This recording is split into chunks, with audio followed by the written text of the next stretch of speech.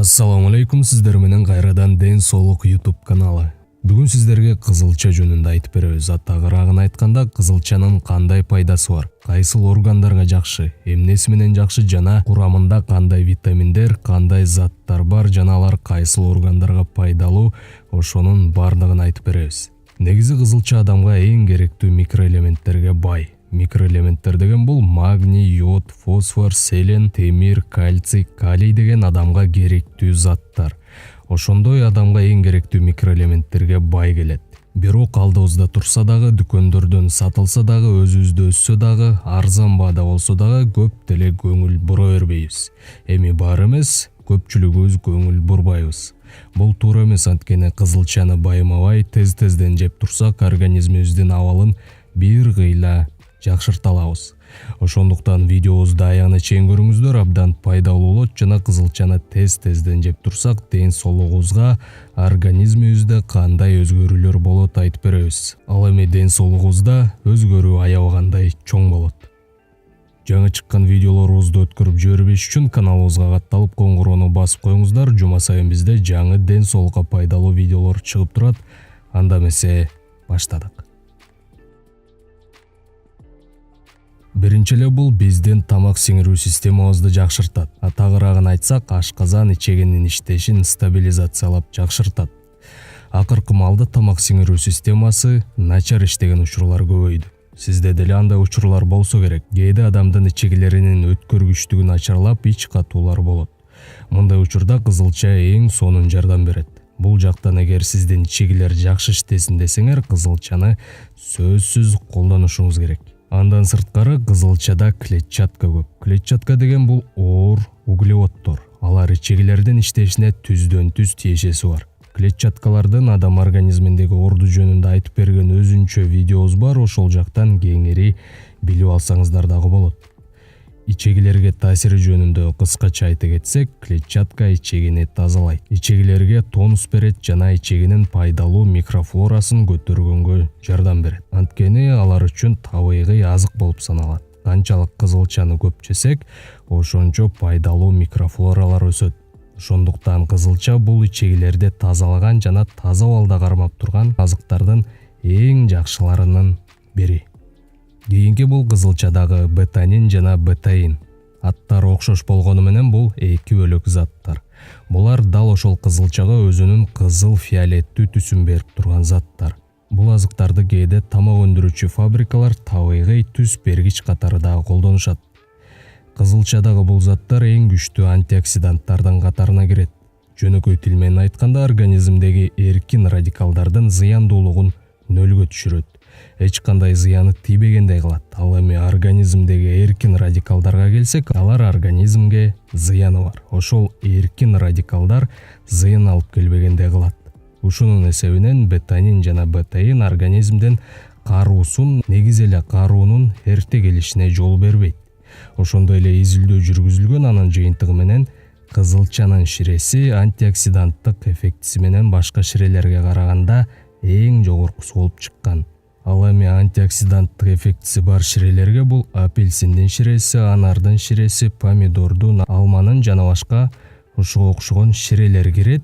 Анан ушул ширелердин тизмесинде кызылчанын ширеси алдыңкы катарга чыккан. Эмнеси менен? Антиоксиданттык эффектисинин жакшы көрсөткүчү менен.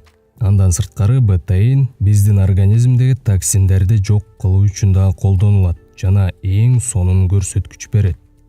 Ошондуктан организмдин эрте каруусунан шишик ооруларын профилактика кылганга кызылчаны жеп туруңуз. Кийинки пункт — кызылча басымды түшүрөт. Эгер сизде гипертония болсо, бул сиз үчүн азык. Жана кызылчанын жетиштүү өлчөмдөгү ширеси дары-дармекти дагы өзүнө алмаштырып коет. Гипертония бул адамды бир күн бою жабыркатышы мүмкүн, кээде түнкүсүн дагы.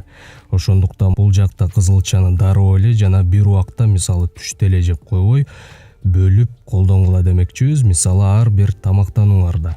Бул жерден эскерте айтып кетүүбүз керек. Систолическое давление деген бар. Эгер сиздин ошол систолическое давленияңыз 140 жана андан өйдө болсо, дарыгерге сөзсүз кайрылыңыз. Өзүңүздү өзүңүз дарылоодон мурун басымыңыздын мындай көрсөткүчүндө сөзсүз дарыгерге кайрылып кеңеш алыңыз. Бул базалык сунуш. Кийинки пункт кызылчанын боорго таасири. Бул ошол жогоруда айткан бетаиндин жардамы менен боорго пайда алып келет жана боордун иштешин жакшыртып, анын функцияларын, сапатын жогорулатат. Бир сөз менен боорго күч-кубат берет. Кийинки шамдагайлык. Бул кичине башкача угулушу мүмкүн, бирок бул нерсени дагы изилдөөчүлөр тастыкташкан. Кызылча сиздин күч-кубатыңыздын өсүүсүнө, физикалык көрсөткүчүңүз жана шамдагайлыктын жогорулоосуна дагы катышат. Бул жакта изилдөөчүлөр велосипедчилерди алышкан жана аларга кызылчанын ширесин берип турушкан, жыйынтыгы абдан жакшы болгон. Элестетүү оңой болуш үчүн 4 километрлик жолду алар 11 секундада басып өтүшкөн, ал эми 16 километрлик жолду дээрлик 1 минутага эрте басып өтүшкөн. Велосипед менен жарышка түшүп турган адамдар бул көрсөткүч канчалык маанилүү экенин түшүнөт? Велосипед тепкендер, комментарийден сиздерди күтөбүз. Кызылча биздин кан тамырларды эластичный кылат жана кан өткөргүчтүктү дагы жакшыртат. Мунун эсебинен кан айлануу жакшырат. Спорт учурунда спортсменде кычкылтектин жетишсиздиги аз байкалат. Кийинки бул көбүнчө эркек адамдарга кызыктуу болот. Кызылча эркектин потенциясына жакшы таасир берет. Эркектин потенциясын көтөрүш үчүн дарылар, кошулмалар бар дегенде, алар жөнүндө өзүңөр дагы кошумча маалымат таап окуп койсоңор болот. Мына ошол кошулмалар, дарылар эркектин потенциясына кандай эффект берсе, кызылча дагы ошол эффектиге жакындап барат экен. Бул учурда азоттун оксиди бөлүнүп чыгуусу жогорулайт. Ушундай эффект берет деп, бир күндө абдан көп аша чаап жеген туура эмес, аябай көп аша чаап колдонсоңуз кайра тескерисинче эффект берип калышы дагы мүмкүн. Чеги менен колдонгула. Кызылчадагы микронутриенттер. Адам организми керектүү өлчөмдөгү микронутриенттерди алып турбаса, адам алсыз болуп калат. Кызылчада магний, калий жана фосфор көп. Андан сырткары йод көп жана Б группасындагы витаминдер. Бул жактан дептериңизге кызылчада ушундай витаминдер жана микроэлементтер бар деп жазып алсаңар болот. Каротин, С витамини жана ПП витаминдери бар. Негизи витаминдерди таблетка, капсулалар түрүндө эмес, табигый ушундай жашылча жемиштерден алган пайдалуураак достор. Эгер сизде жогоруда айтылган витаминдер жетишсиз болсо, кызылчаны жеп туруу эң сонун чечим болот. Жек эле витамин жетишпегенде эмес, дайыма жеп тургула. Макул, ушундай пайдалуу жактары бар экен, бирок кантип даярдаш керек? Көбүнчөбүз кайнатып бышырабыз, бирок кайнатканда бардык любой жашылча жемиштер пайдалуу заттарынын кандайдыр бир бөлүгүн жоготот. Муну билип жүрүшүбүз керек. Адистер кызылчаны чийки жегенде пайдасы эң чоң деп айтышат, бирок бардыгыбыз билебиз, баарынын ашказаны чийки кызылчаны кабыл ала албайт, көтөрө албайт. Бардыгынын эле ашказаны анчалык күчтүү эмес. Сиңириш оор болот жана ашказандын сезгенүүлөрүн дагы чакырат. Эң эле оптималдуу бул баарыбызга таанымал көнгөн кайнатып сууга бышыруу. Андан сырткары буга бышырса дагы өзүнүн пайдалуу заттарын көп жоготпойт. Жана дагы бир ыкма бул ширесин ичүү. Сабиздин ширеси менен кошуп аралаштырып ичсе дагы болот. Бул жерден айта кетчү нерсе, ач карынга кызылчанын ширесин ичүү сунушталбайт. Ашказанга жакпай калышы мүмкүн. Эскертүү.